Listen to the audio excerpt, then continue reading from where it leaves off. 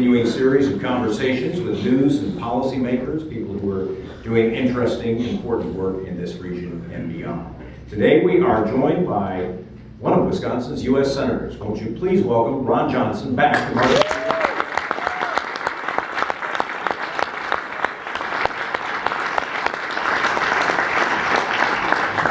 Welcome back. You've got some fans in the room. I thought the applause was for me when I walked in, but probably not. Probably not. It is good to see you again, and I wanted to begin by asking you a question that's awfully similar to the question I asked of Russ Feingold last week. And it goes something like this. He had a good life, and now he wants to go back to Washington. And I said, why would you want to go back to the land of dysfunction? You too also had a good life as a businessman up in Oshkosh. You told me how much you enjoyed it. You told me how dysfunctional Washington is, and it's even worse than you imagined.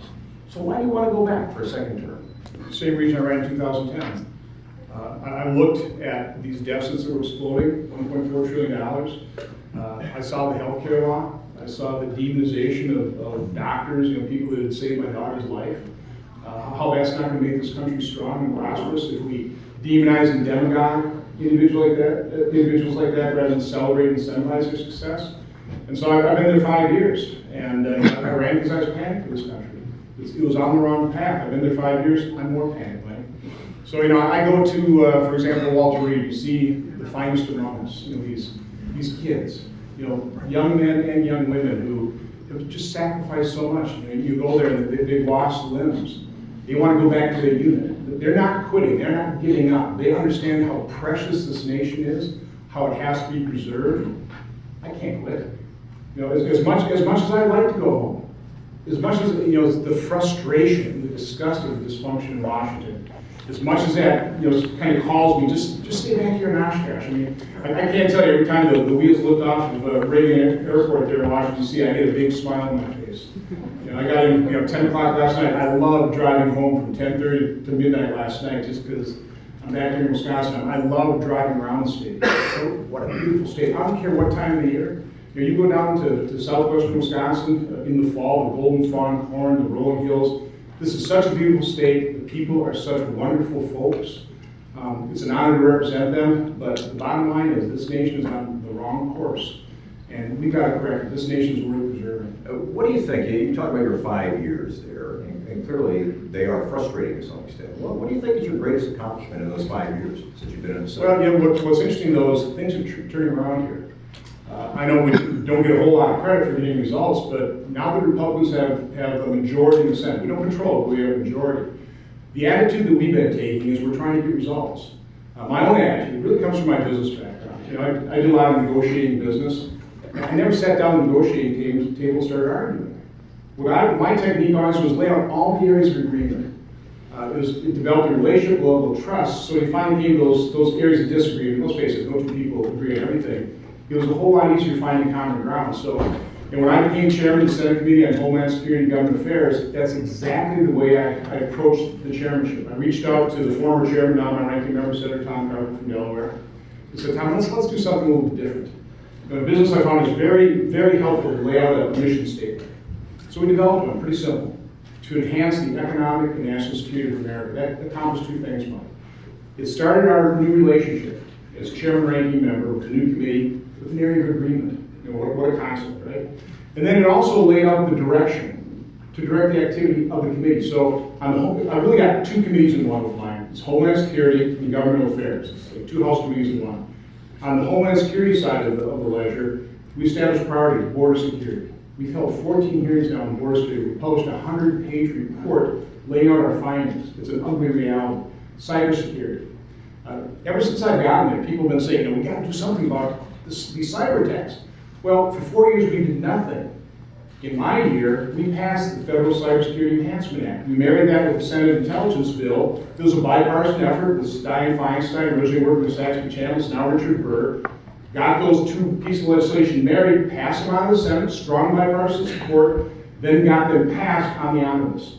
So by utilizing that area of, that technique, that approach of trying to find areas of agreement that unifies as senators, as members of Congress, as a people, rather than exploit our divisions, you can actually accomplish something. We've gotten some real results. And you mentioned your service as chair of Homeland Security, the Senate Committee on Homeland Security and Governmental Affairs.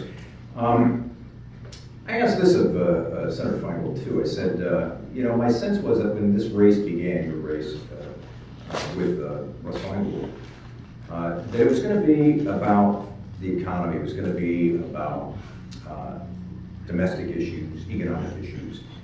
But now there's an awful lot of talk about national security, sort of front and center. Has the focus of this race changed? Since day one, the focus has always been on the second word to use, their security.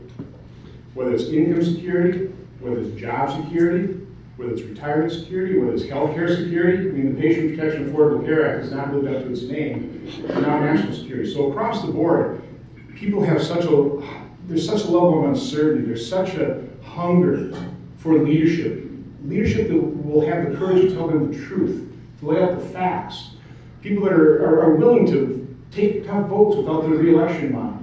But it's all focused on how can we get a greater feeling of some sense of safety and security in our lives across the board. So the latest manifestation of that lack of security, that feel of ill ease, is really what's happening, the disastrous situations around the world. And let's talk about those in some depth here. Let's begin with ISIS. What do we need to do to defeat ISIS, in your opinion? But we need to defeat them. I completely agree with President Obama's stated goal of degrading and ultimately defeating ISIS. He laid out that goal about 16 months ago. And I think that where I differ with him is in the definition of ultimately. We need to do it sooner rather than later, because every day that ISIS isn't seen as overtly losing, they're going to be perceived as winning. And they'll continue to sink their roots into Iraq, into Syria. There are news reports that there are 30 affiliates of ISIS, or affiliates of ISIS in 30 different countries. They've now expanded into Afghanistan to take over the poppy fields for additional revenue. They're selling oil, they're taxing the people they subjugate. So what I've always laid out there is a model. Now, I've never suggested myself what number of troops would actually be required. I'm not a military expert. I'll defer to the experts. What I've said is we need to create a model like George H.W. Bush did the first Gulf War. And what he did is he assembled a committed coalition of willing. The way he did is he established a goal, a very clear goal, stated it. And then he went about and assembled that committed coalition of willing. And to tell you how committed they were, people don't recognize this. Back then, our coalition partners provided 240,000 troops for the first Gulf War. They paid for 85% of it. But Mike, the only way you're able to assemble that committed coalition of willing is you've got to lead. And the mistake President Obama made in laying out his strategy, well, he hasn't really laid out a strategy, but in stating that goal of defeating ISIS, he took the very action off the table that was going to be required to assemble that coalition. He said no American ground troops, which, by the way, we have American ground forces there right now. So I mean, it's you're quibbling with the actual facts on the ground, but the only way our coalition partners, and we need the Sunni Arab states to be the tip of the spear, but they need to see America be totally committed as well. And in the past, we haven't shown that total commitment. I mean, the fact that we bugged out, that we didn't heed the lessons of history, leaving a stabilizing force behind in Japan and Germany and South Korea, well, that cost America, but look at the benefit in terms of world stability. We didn't do that in Iraq. We bugged out, and that was a historic blunder. So now Iraq has deteriorated in the situation we see ourselves. Syria has gotten completely out of control. Again, that's because of a lack of resolve. That's not heeding the lessons of history and leaving a stabilizing force after the enormous sacrifice of life and limb and treasure in terms of trying to keep Iraq somewhat stable. Let me follow up on a couple of things. This coalition, you and I talked about this on my TV show back a few weeks ago, and I asked you to give me a sense of what that looks like. And you did mention a couple of numbers during that interview. Help us understand exactly what you're saying. But not my recommendation. What I've always said, because I've heard the number 25,000. Where I get 25,000 is the generals. That would be U.S. As we were leaving, as we were trying to develop the status of force agreement with Iraq, the generals were telling President Obama, we need 20 to 25,000 troops. I would have supported that effort. So what I'm saying is if I see a commitment to a goal and a strategy that can work, I would support 25,000 troops as a stabilizing force. I'm not going to be hypocritical and say I would support 25,000 troops to show a commitment to assemble a coalition of the will. But it's been frustrating for me in Senate Foreign Relations hearings, in secure briefings, as I've asked members of the administration, what's it going to take? What's the strategy to defeat ISIS? What is the troop levels? I can't get the answer. And I admit I'm not a military expert, but we need to lay out that strategy. The American people need to see it. Our potential coalition partners need to see it, and we don't have one. We may be containing ISIS territorially, but we're not containing them globally. And the problem in allowing them to maintain the territory they've got, or even nibbling away at it, is the territory is key to the caliphate. And the caliphate sets in motion a number of things based on Sharia law. Those that adhere to the ideology are pretty well obligated to go join the fight, or now as ISIS grants a little absolution, you can't get here, kill where you are.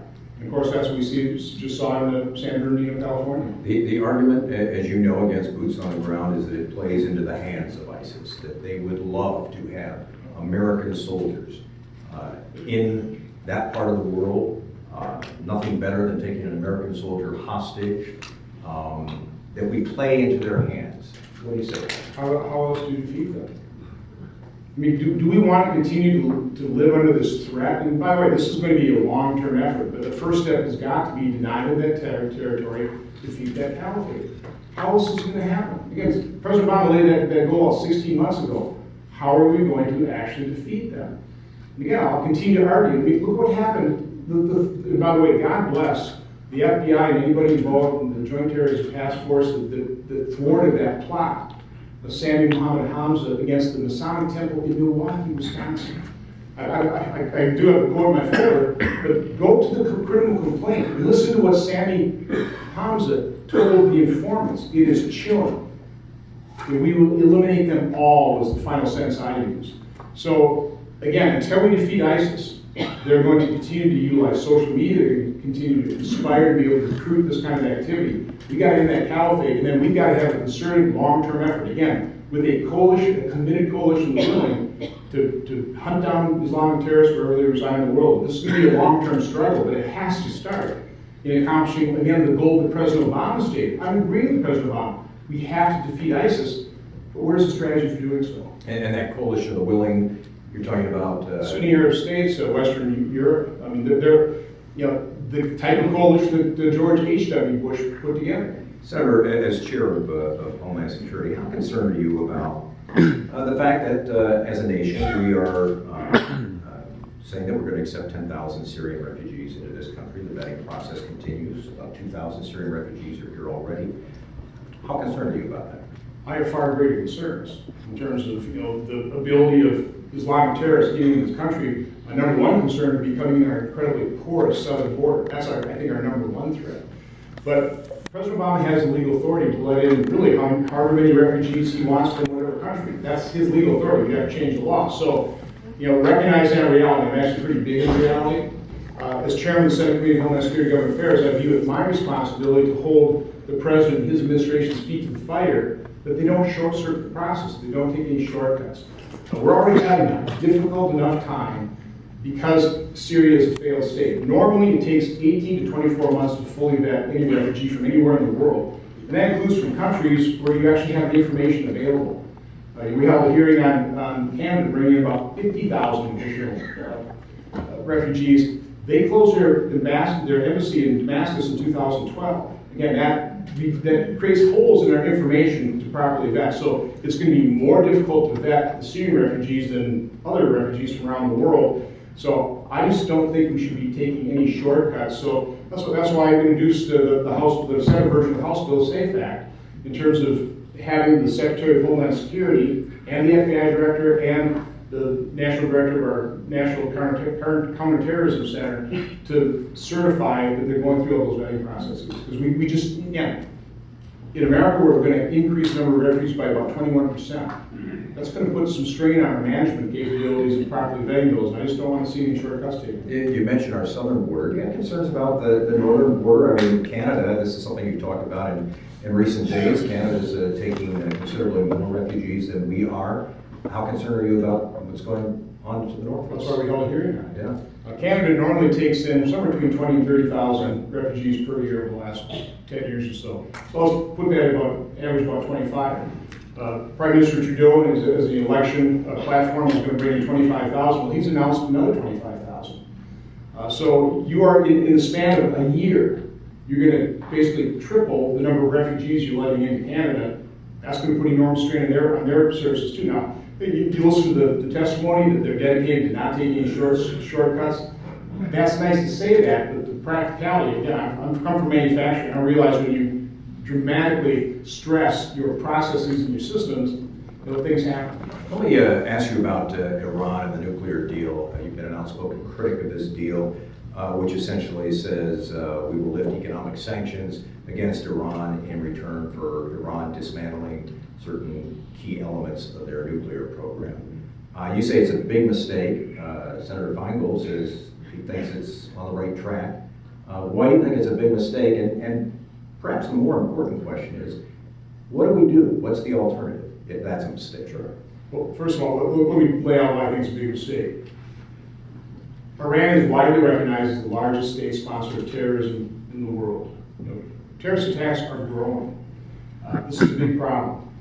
They are our self-proclaimed enemy. So, and just from a kind of a macro sense, my guess in terms of the best strategy with somebody who's the largest state sponsor of terror and a self-proclaimed enemy is I think you want to weaken that enemy. You don't want to strengthen them. I mean, why in the world would you allow they're already crowing about they've already got access to $100 billion. The Secretary of Carey says it's only 55. Well, they're already saying it's $100 billion. There will be tens, if not hundreds of billions of dollars more funds, capital flowing into the economy and military of our self-proclaimed enemy, the largest state sponsor of terror. I think that's a mistake. The nuclear agreement does not prevent them from becoming nuclear power. It might delay it. But we didn't get the information on their post-military dimensions of the program. At the end of this deal, they will emerge as a industrial strength enricher of uranium. I've asked in secure briefings, how do we know they only had 10,000 kilograms of enriched uranium?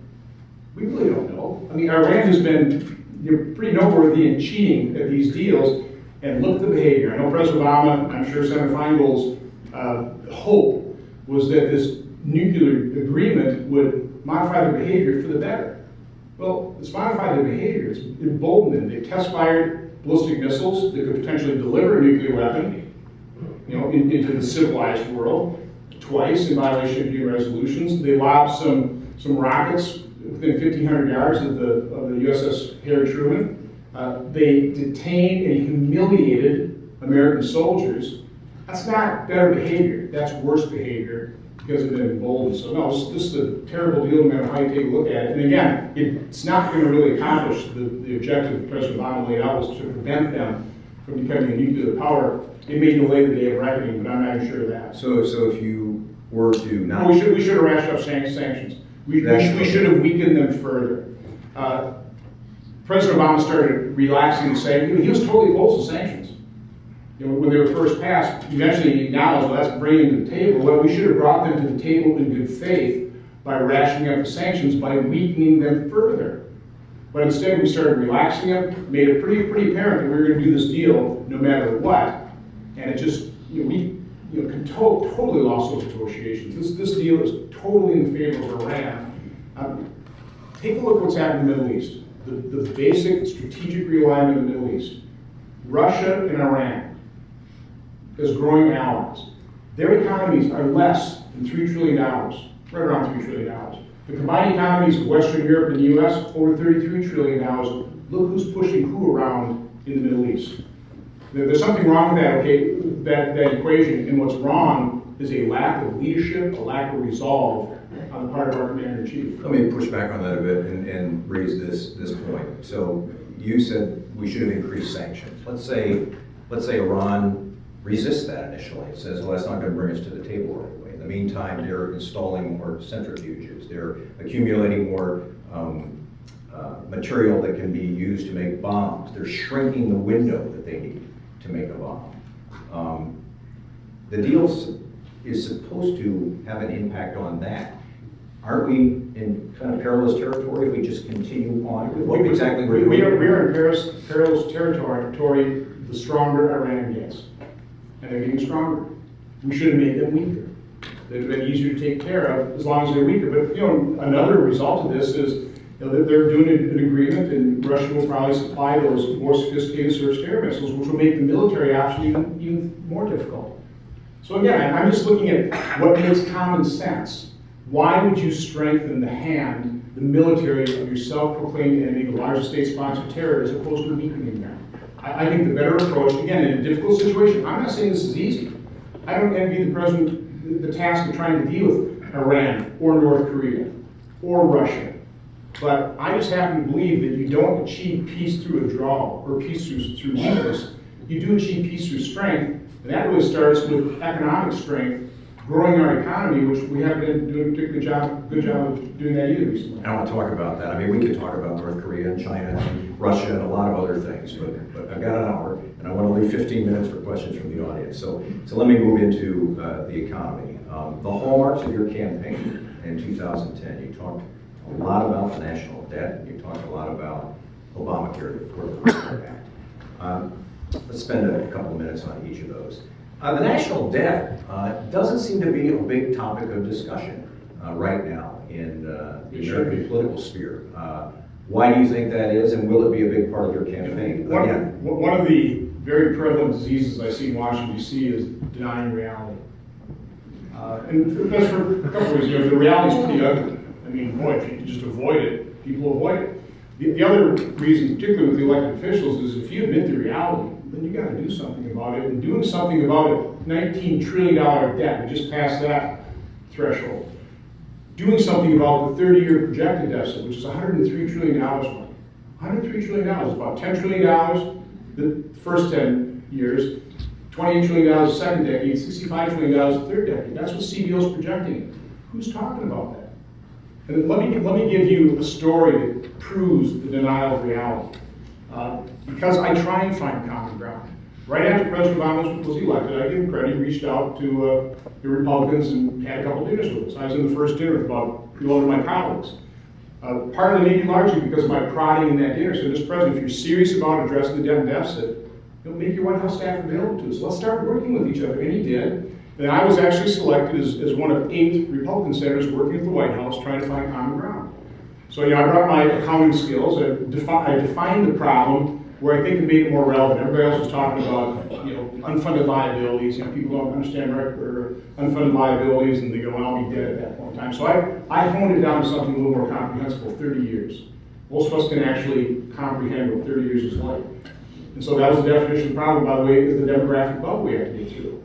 And so I'm in the White House for a meeting. And it's a 2-hour meeting. President Obama joins us for the last half. Now, you know I go around Wisconsin with my PowerPoint. I've given it to 17,000 Wisconsinites. Yes. And by the way, this is a large audience. I've done it to 12 people. I've done it for 25, okay? Now I get accused of lecturing. Well, I'm really trying to just give people the information. I said, Mr. President, I'm giving this to 17,000 people. I'm a pretty small voice. You're the president. You've got the bully pulpit. Please use it. Tell the American people the truth. Show them the depth of the problem. I slid my 30-year little deficit chart underneath his nose there, $103 trillion. You know what he said to me? He said, Ron, we can't show the American public numbers that big. If we do, they'll get scared and give up hope. Besides, Ron, we can't do all the work. We have to leave some work for future presidents, future Congresses. Now that is the President of the United States just being reelected, kicking that can down the road. But I tell you, it completely explains why he called ISIS a JV team. Just didn't want to have to deal with it. Why he talks about Vladimir Putin, looking for off-ramps. And any kind of careful observer's got to realize Vladimir Putin's not looking for off-ramps, he's looking for on-ramps. Just found his latest one in Syria. And I think it completely explains the nuclear agreement with Iran. Just don't do a nuke on my watch. I will inject billions of dollars into your economy. I just don't want to have to deal with it. That's very dangerous in terms of elected leadership, that level of denying of reality. Politically, though, isn't it dangerous if obviously you feel strongly about the issue of national debt, and you think something should be done, but what has to be done deals with oftentimes very popular programs, politically popular programs. And you're gonna say, look folks, we're gonna have to make some changes. Does that concern you? That you know, here you are, you're running for re-election, you're gonna have to make those kinds of proposals? I made 2 promises the first time around. I renewed the promises. So I'll always tell you the truth. And listen, I'm not perfect. I'll make mistakes. Correct them immediately. I'll admit my mistakes. But on balance, I'm pretty accurate in terms of what I'm talking about in terms of numbers and facts and figures. The other promise I made is I'll never vote for my re-election. I didn't do this because I wanted to be a United States Senator. I did this because I was planning for this nation. So, no, the problem is the first step in solving any problem, Mike, is admitting you have one. You know, laying out, defining the problem properly. There aren't a whole lot of accountants in Washington, D.C. There are a lot of lawyers. They love arguing how many angels dance on the head of the pin. They love rhetoric. They love words. Careful, you're in a law school. They don't. Some of my best friends are lawyers. I just wouldn't ask them to solve the fiscal situation of the economy. They're really good at ramping up billable hours too. I'm sorry, I'm a business guy. So, let's talk about the Affordable Care Act and Obamacare. You obviously are not a fan, you voted to repeal it, but my question is this. So what do you and Republicans want to replace it with? What are you going to do? If at some point you're successful, you've got everything lined up, you've got Republicans in charge of everything, what are you going to replace it with? Okay, let's first analyze, did the Patient Protection Affordable Care Act work? Did it live up to its name? You know, President Obama, and I think Russ Feingold had this on his website too, made the promise, if you like your health care plan, you can keep it, period. If you like your doctor, you can keep it, period. Now, that was actually judged by PolitiFact as a 2013 lie of the year. So the Patient Protection Affordable Care Act really was a massive consumer fraud. It hasn't protected patients. Millions of Americans, thousands of Wisconsinites lost health care they liked. They're losing access to doctors. These networks narrow. It hasn't been affordable. 6-year-old woman Spooner, Janice Fenneman, wrote to me, said that prior to the implementation of Obamacare, her premiums were $276 a month. Now they're $787 a month. They've almost gone up threefold. So it's not affordable. It didn't protect patients. What we need to do is rely on what works in our economy. And Mike, I was a manufacturer for 31 years. I was in the competitive economy. Trust me, as a manufacturer, I would love to have been a monopolist. But because I had to compete, my prices were a whole lot lower. My quality was higher, as was my level of customer service. So the cornerstone of any kind of reform is re-inject the free market disciplines, competition into our healthcare system. I'd add into our education system. Here's how divorced from the free market discipline we are. In the 40s, before we really started going into massive government control over our healthcare system and third-party payer systems, patients paid 68 cents of every healthcare dollar to the provider. 68 cents for every dollar. Now it's down to 12. And you don't have the consumer of the product connected to the payment of the product. People aren't worrying about what they pay for things. They just demand the best. And by the way, our healthcare system does provide the best in many, many areas. So let's not hurt what's good about our system. You know, the advances, the things that saved my daughter's life. You know, allowed her to have open heart surgery and have her upper chamber heart be baffled in 7 hours of open heart surgery. Let's not destroy that as we attempt to really do what we all want to do. Provide people good quality health care, good access to it, even those that can't afford it. We all want a strong social safety net. There's no one political party, Mike, that has a monopoly on compassion. We just have different ideas on what works. The Patient Protection Affordable Care Act is not working, and it will not work. Free market reforms will. That's going to take a little bit of time, though, and I guess my question is, I looked at numbers today, there are 240,000 people that this. If you say we're repealing this, we're moving in a different direction, what happens? Well, understand what you just said there, too. It's less than 4% of our population. So it would have been a whole lot easier. By the way, weren't we supposed to have universal coverage? Wasn't this supposed to eliminate the 40 million Americans who didn't have health care? I think latest, again, it's always hard to get these exact numbers. It was still about 30 million Americans who don't have health care. So it didn't work. It didn't accomplish the stated objective. If we want to provide the subsidy for people who can't afford it, there's a whole lot easier way of doing it. You know, we can't actually provide direct subsidies to help them buy private care insurance. And again, again, we're dictating exactly what health care people need to buy, which I just think is grotesque. You know, the arrogance of of elected officials, politicians thinking they're so smart, they're gonna tell you what health care you like. Let individuals make that decision. They can decide, what level of care, what level of deductible, what they want covered, what they don't want covered. Well, why should government dictate that? By dictating it, we have driven up the cost of health care. We've really disrupted the marketplace. And again, it hasn't reduced prices. Remember another promise President Obama made with Obamacare? He said, when you enact this law, the average premium, the average cost to an average family will decline by $2,500. That hasn't happened. So again, I'm just asking people to look at the evidence. All these big government programs fail, other than they're very successful in ordinary children's future. I want to have you address pretty quickly here several issues, and I asked Senator Feingold about them. I think it'd be good to ask you about these same issues. They get a lot of attention in our political discourse today. Minimum wage. Russ Feingold says he'd like to raise the federal minimum wage to $15 an hour. Do you favor any increase in the minimum wage? I can't support anything that would destroy people's opportunity, that would take away from the individual, even one individual, the dignity of being able to earn their own success, of having a job. And that's just a sad fact. And the Congressional Budget Office, with President Obama's proposal up to $10.10 an hour, said it would probably destroy 500,000 jobs, maybe as high as 1 million. I think Douglas Holtz-Eakin, his organization, has estimated $15 minimum wage would destroy 6.6 million jobs. I mean, does Bernie Sanders, Hillary Clinton, Senator Feingold, do they not care at all about those individuals that don't have access to those entry-level positions? The percentage of people on minimum wage is really quite small. I don't want to quote the figure because I don't have it at the very top of it, but it's quite small. Andy Pudsner, he's the CEO of Carl's Jr., they're running fast food restaurants, wrote a really interesting piece in Wall Street Journal comparing what kind of profit you have in the fast food industry per employee, $6,300. Apple, by the way, has about $407,000 profit per employee. You can see which is a competitive model. If you start imposing $15 an hour minimum wage, you wipe out the profit in fast food restaurants. What's going to be the result? They're going to start automating things. They're already starting to do that. You destroy opportunity. That's what I can't support, is destroying opportunity, jobs, dignity. Not a more modest increase. You mentioned $10, but that would not be acceptable to you. Well, right now, if you take a look at the history of the minimum wage in relationship to the average wage, so I think it's somewhere between 35 and 55% of the average wage. Right now, we're at the low end of that. So the minimum wage right now is less economically destructive.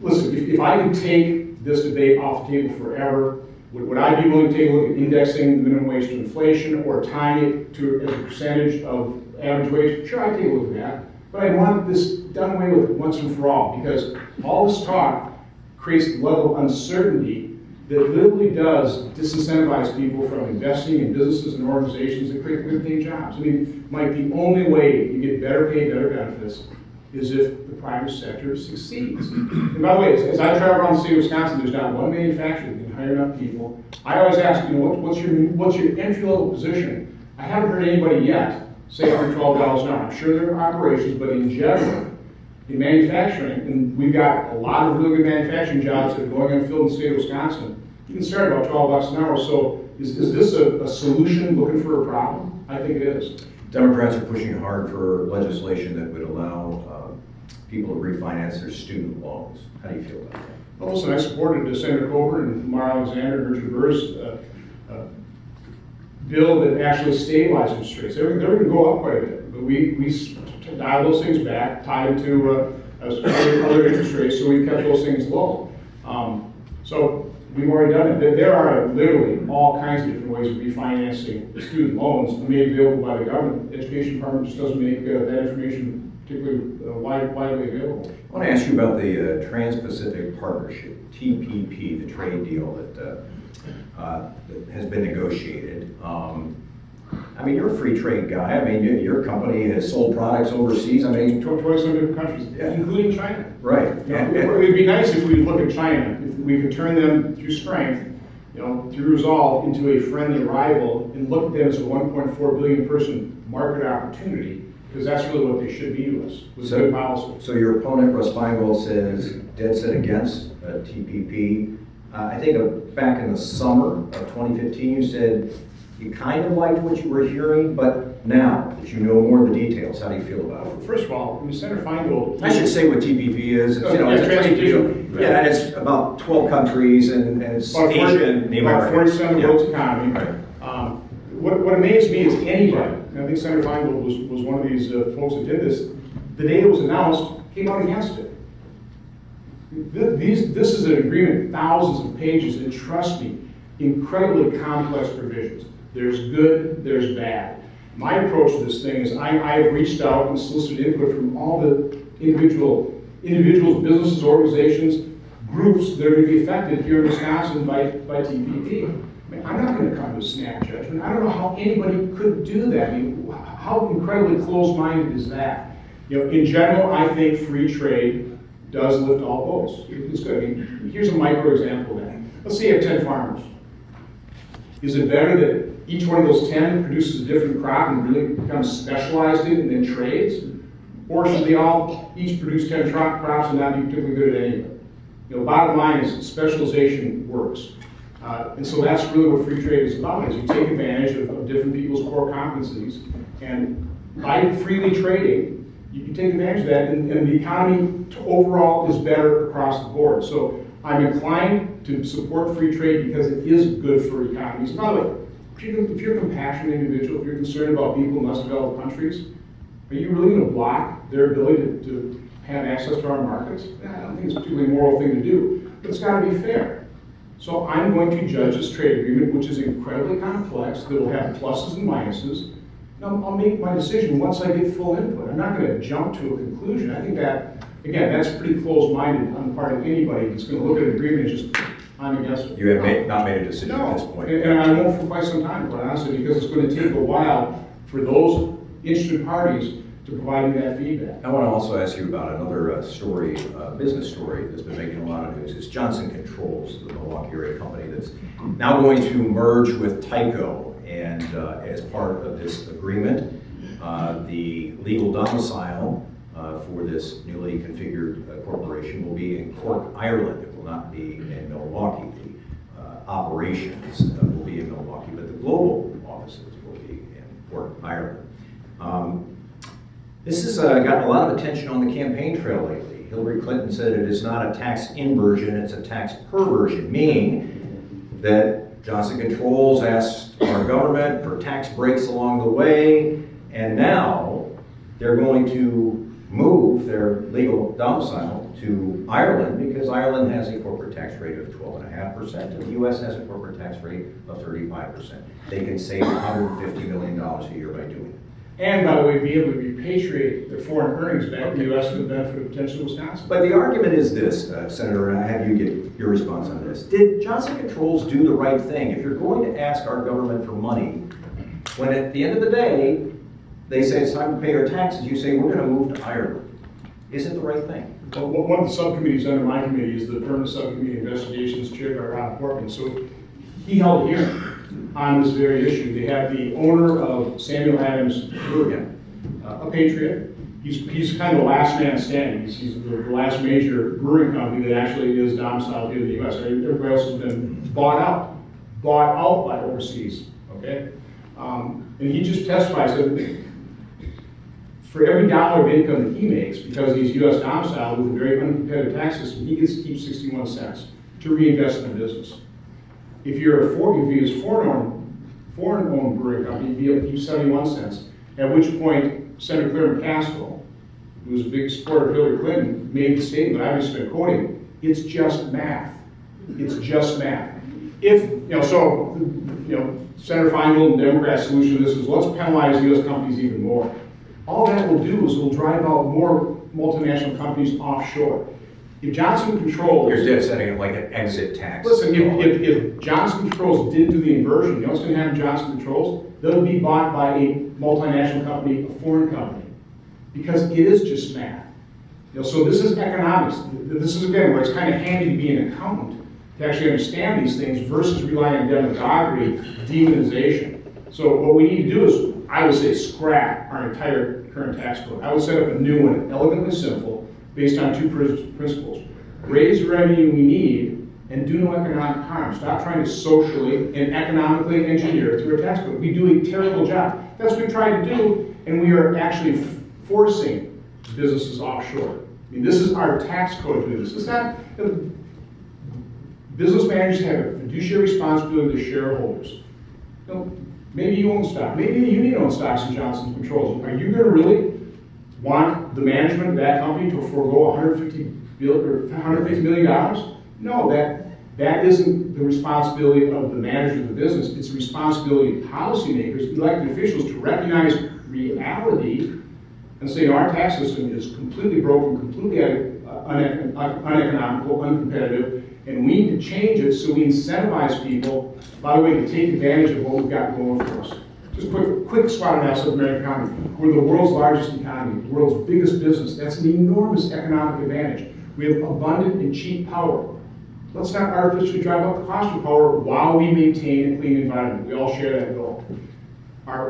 What are our weaknesses? A horrible regulatory environment. It costs almost $2 trillion per year to comply with federal regulations. Only 9 economies in the world are larger than $2 trillion, and look at how uncompetitive our tax system is. Top corporate tax rate in Toronto, 15%. Federal. Here it's 35%.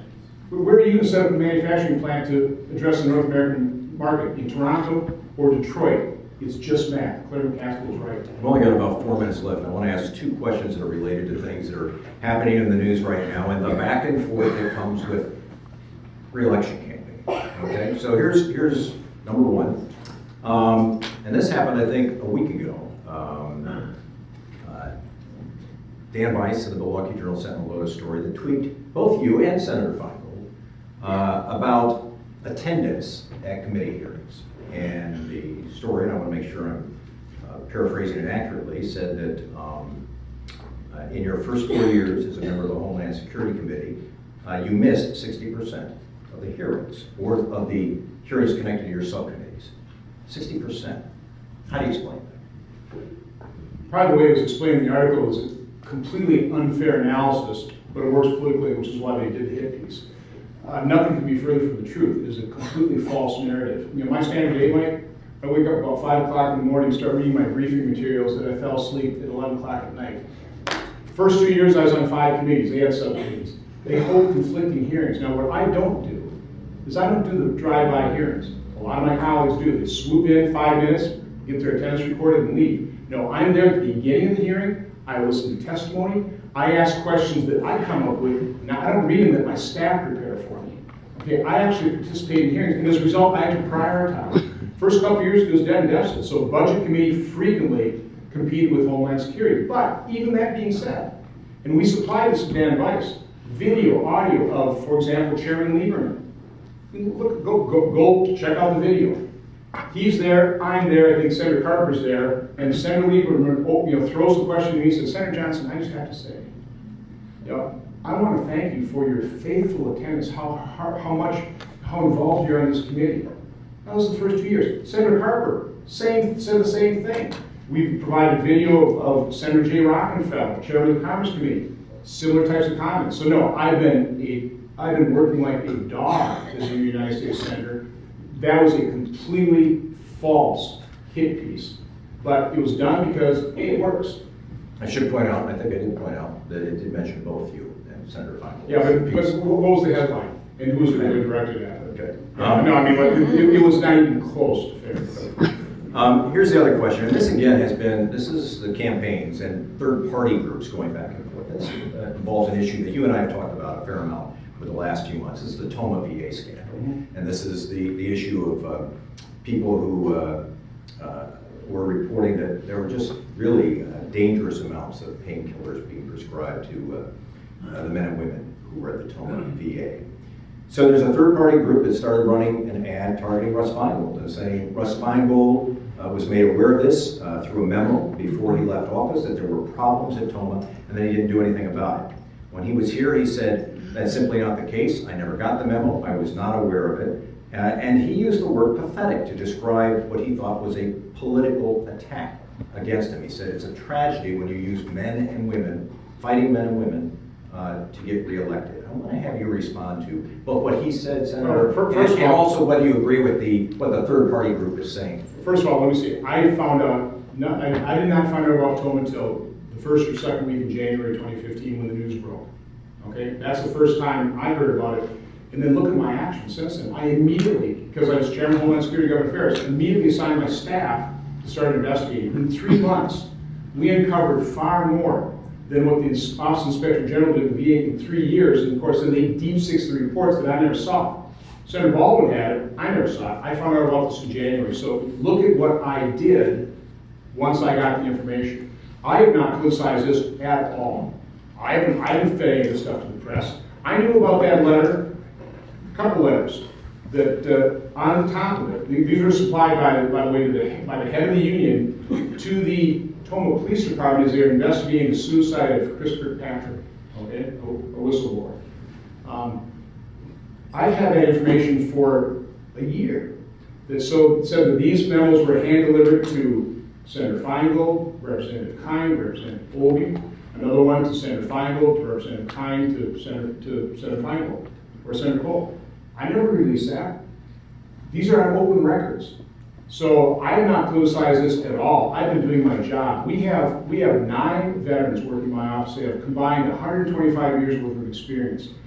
The people that serve in our military are the finest among us. I take the responsibility seriously. And oh, by the way, the fact that the director of Toma is gone, the fact that Dr. Wilhelm was actually terminated from the VA. I mean, how often do you find people in the federal government being held accountable? Well, why are they being held accountable? Because of my committee's investigation, because I've been a bulldog getting to the facts. The Inspector General, who I think was a thoroughly corrupt individual, had 140 reports of investigations and inspections that he deep-sixed, including the Toma one, because of the pressure we put on him and decided to retire. And that's just the second Inspector General. This is actually when I was a ranking member, we saw the corruption in the Inspector General's office in the Department of Homeland Security as well, because our investigation got him to basically retire before the head of the posse. So no, I've worked tirelessly at this. I just ask people to take a look at what I've actually done. I haven't politicized this to any degree. You're not making whatsoever. the claim No. that he knew. No, those things are all open records. Other people are investigating this thing. I mean, again, those letters are in the police department within Toma. It's open for inspection. The audio recording of the head of the union, what she told the police department is available. So if you're interested, you can go there and get an open record. I haven't fed that to the press. I've been sitting on that for a year knowing that. Other people are investigating, they're pushing the press. And that's part of, it's unfortunate. Here's what I say is unfortunate. They were already in campaign season. If you remember when I first ran, I didn't even decide to run. Till the end of April, announced May 17th, ran a 6-month campaign. I think that was more than enough.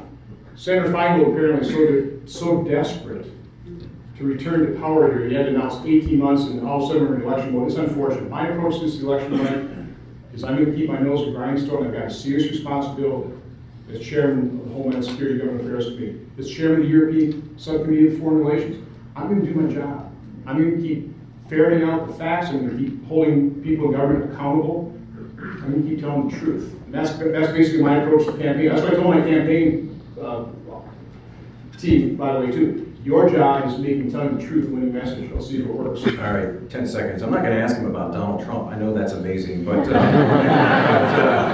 I am going to say, are you comfortable with all the candidates who could end up being your party's nominee? Are you comfortable with I think I'll answer the same way Senator Feingold did, is I'll support the Republican nominee. Not Democrat, the Republican nominee. All right, listen, I do have faith in the primary voters kind of be able to, in the end, kind of sift through and win up. Yeah, and so I've got my fingers crossed. There are some really good candidates on that stage, and I'll support the Republican nominee. Let's take a few quick questions. For those of you who've been in the room before, you know if you're in the seating bowl, press down on the rim, not on the ball, but on the rim so we can hear your question. If you have a question in the back, this gentleman, Ryan, has a microphone and he will be able to take your question. No speeches, please, just questions so we can take as many as possible.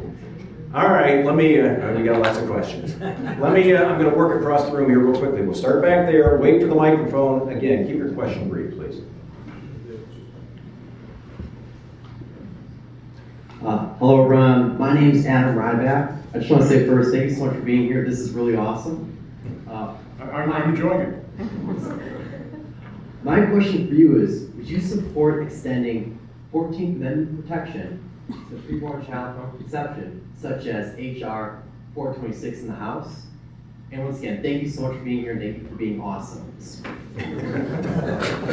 You know, I think what we need to do in the whole abortion issue, it's unfortunate it's been so politicized. I think that's the tragedy of the Supreme Court, basically 9 judges deciding this for all of America, rather than have this go through the political process, the democratic process.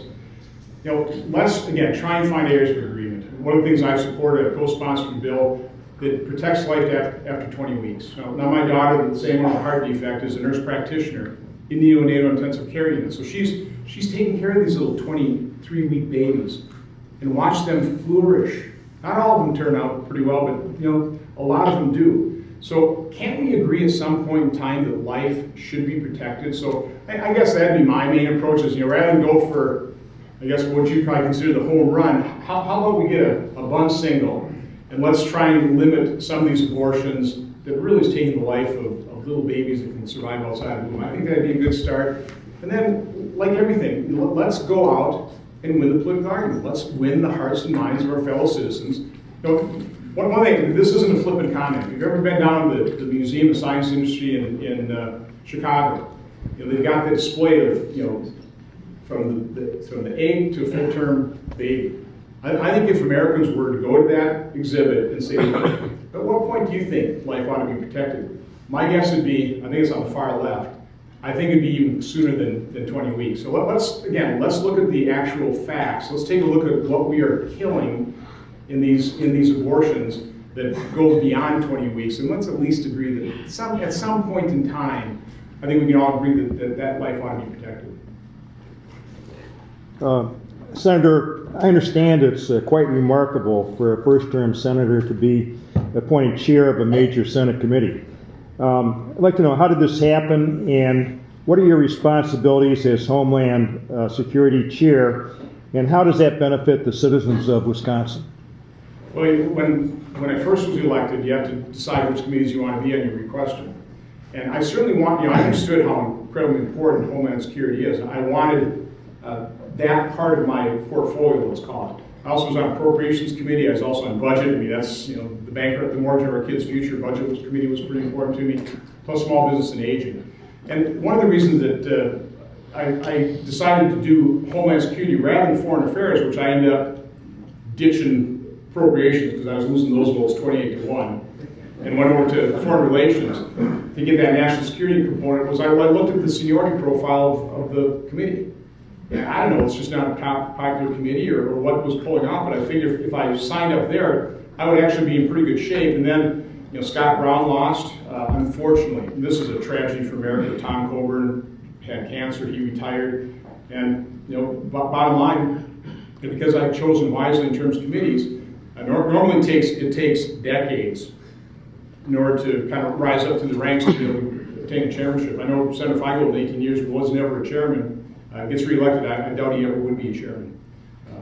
So again, it's a serious responsibility, it's one I take seriously. And by the way, it has real implications for Wisconsin. The reason we held a hearing in Toma on the VA system is because I was chairman of the committee. I called the hearing, and I made the decision to hold it in Toma so the survivors could provide the powerful testimony that members of the VA administration could actually hear, which allowed for that accountability. So again, these things actually have consequences. I've used that chairmanship well. Brian, if you had this woman in the red back here, if you can hang on 1 second, please. Again, brief questions. We'll try and get to a few more. Hi. Thank you.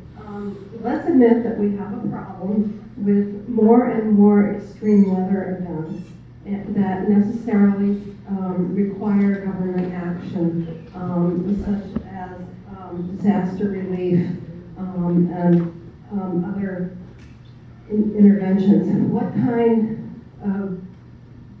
What would be a logical position for an advocate of small government to take to address climate change, and how would you do that?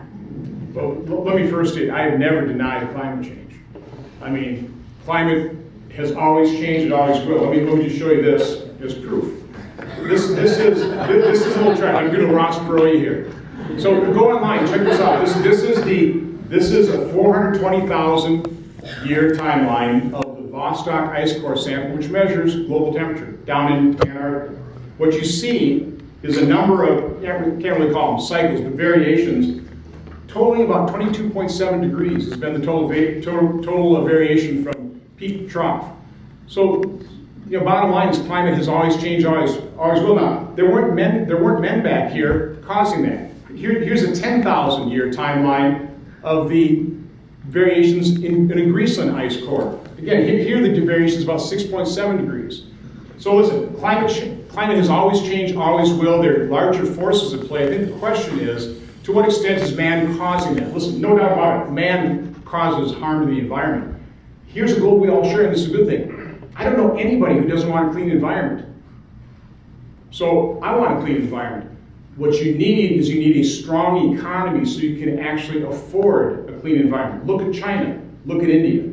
So what I'm suggesting is the cure worse than disease? I'm just not an alarmist at this thing. Particularly when you're talking about warming, I'd be a lot more concerned if it were cooling, because remember, 20,000 years ago, vast areas of Wisconsin were covered by a mile-thick glacier. Again, there were men back then, but not enough building campfires, producing CO2 to cause those to recede. So again, all I've ever said is, I'm not quite sure what all is causing this, to what extent the larger forces are at play versus man, and I just don't think it's necessarily worth penalizing our economy, harming economic growth. For example, President Obama's suggestion spending about $100 billion per year in foreign aid to other countries. I don't think that'd be very supported by the American people, or like he said, because of his policies, electricity rates will necessarily skyrocket.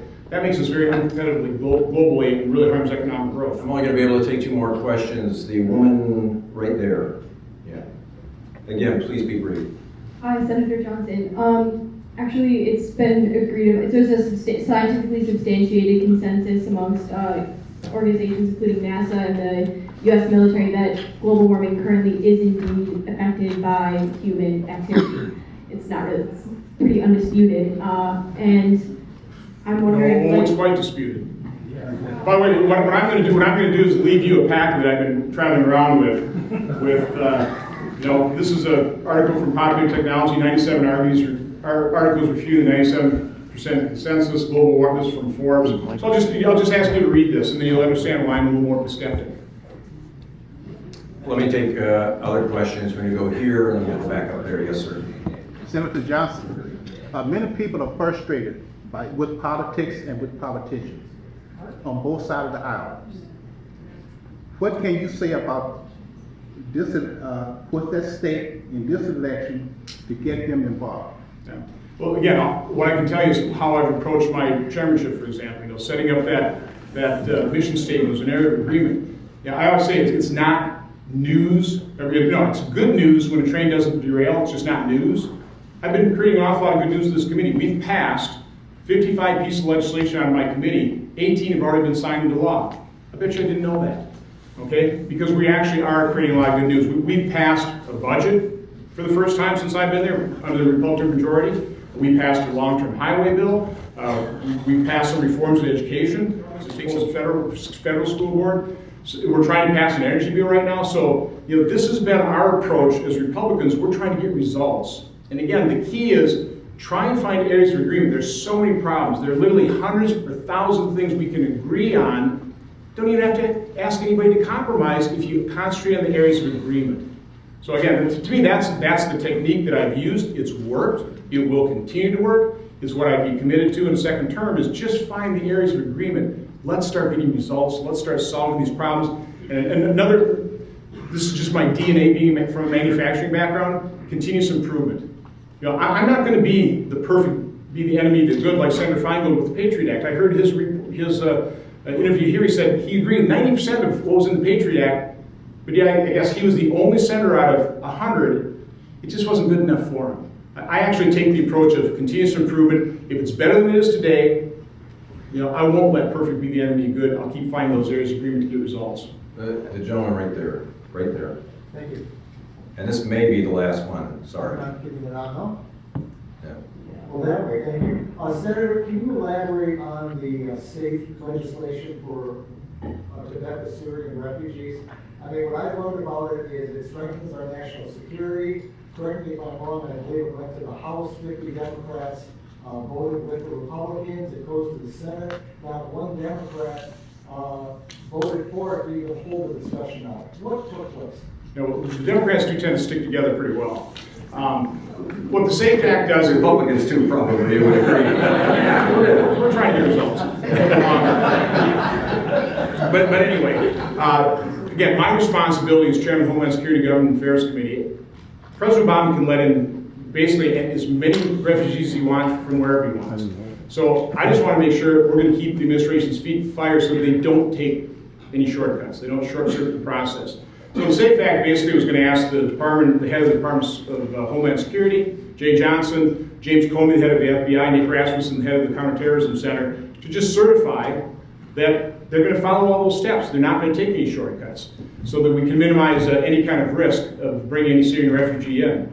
I thought it was a pretty reasonable proposal. I'm going to continue to work with the Democratic colleagues. Maybe that went too far. Maybe we should make the FBI director or Nick Rasmussen. Maybe we should just confine it to Jay Johnson, because it's really his USCIS agency within the Department of Homeland Security that does most of the approvals of these things. So maybe we can scale it back. Maybe we can get some areas of agreement to keep this nation safe. My apologies, but we're going to have to wrap things up there. I do want to take just a moment to thank everyone who turned out today, everybody in the room, for their time, their interest, and their attention. I encourage you to go to our website, law.marquette.edu. You can actually see this event. It will be posted there. It's been streamed live, and also we keep updating our list with future events here at the law school. Having said that, once again, I'd like to thank Senator Ron Johnson for being here today.